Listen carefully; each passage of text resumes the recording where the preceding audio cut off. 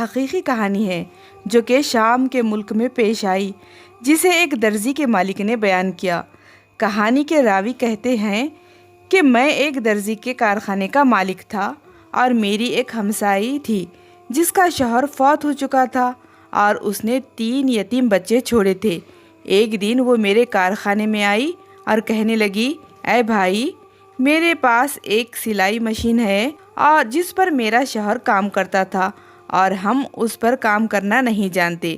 میں چاہتی ہوں کہ ان یتیم بچوں کی کفالت کروں۔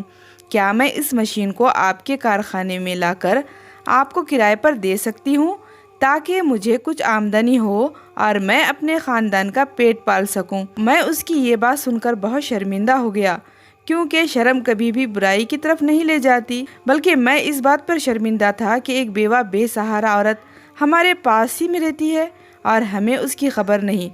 تو پھر میں نے اس سے کہا، آپ ایسا کریے کہ میرے پاس بھیج دیجیے وہ مشین۔ جب اس نے مشین لائی تو میں نے دیکھا کہ وہ بہت پرانا ماڈل تھا اور کسی کام کا نہیں تھا، لیکن میں اس عورت کا دل نہیں توڑنا چاہتا تھا۔ میں نے اسے پوچھا، بہن، آپ اس مشین کا کرایہ کیا لینا چاہتی ہیں؟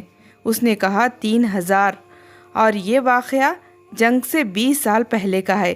میں نے اسے 3000 دیے اور مشین کو ایک کونے میں رکھ دیا کیونکہ وہ کسی کام کی نہیں تھی، لیکن میں نے اس کا دل نہیں توڑا۔ ہم 10 سال تک ہر مہینے اس عورت کو پیسہ دیتے رہے جس کا نام جمیل تھا۔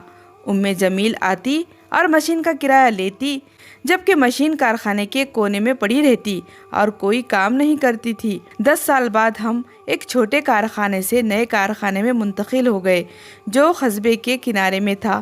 جب ہم سامان منتقل کر رہے تھے تو میں نے کہا، جمیل کی مشین بھی لے جاؤ۔ کارخانے کے مینیجر نے کہا، سر، ہمیں جمیل کی مشین کی کیا ضرورت ہے، کیوں اسے لے جائیں؟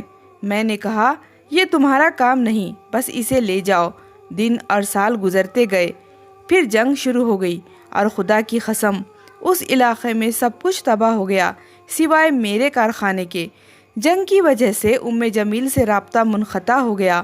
ہم نے بہت کوشش کی مگر اس کا کوئی پتہ نہیں چلا۔ ہر بار جب ہم اس کے نمبر پر فون کرتے تو وہ بند ہوتا۔ میرے کارخانے کے مینیجر مجھے چھوڑ کر یورپ چلے گئے۔ 2 ماہ بعد اس نے مجھے فون کیا اور کہا، میں نے ایک خواب دیکھا ہے سر، اور میں چاہتا ہوں کہ آپ اسے ضرور سنیں۔ میں نے پوچھا، وہ کیا خواب ہے؟ اس نے کہا کہ میں نے خواب میں سنا کہ ایک آواز کہہ رہی تھی کہ فلاں سے جا کر کہو کہ جمیل کی مشین کی برکت سے ہم نے تمہارے کارخانے کو محفوظ رکھا۔ کہانی کے راوی کہتے ہیں کہ میری تمام جلد کانپ گئی اور آنکھوں سے بے اختیار آنسو بہہ آئے۔ میں نے کہا، الحمدللہ، اور خدا کی قسم میرے کارخانے سے ایک سوئی بھی غائب نہیں ہوئی، حالانکہ اس علاقے میں سب کچھ تباہ ہو گیا تھا، اور اس کارخانے کی وجہ سے اللہ نے مجھے بہت کچھ نواز دیا، اور آج بھی جمیل کی مشین کونے میں اس کا انتظار کر رہی ہے۔ تو اس کہانی کا مختصر سا خلاصہ یہ ہے کہ نیکی کبھی رائے گاہ نہیں جاتی، وہ لوٹ لوٹ کر بار بار آپ کے سامنے آتی ہے، اور اللہ پاک دنیا اور آخرت میں اس کا صلہ آپ کو ضرور دیتا ہے۔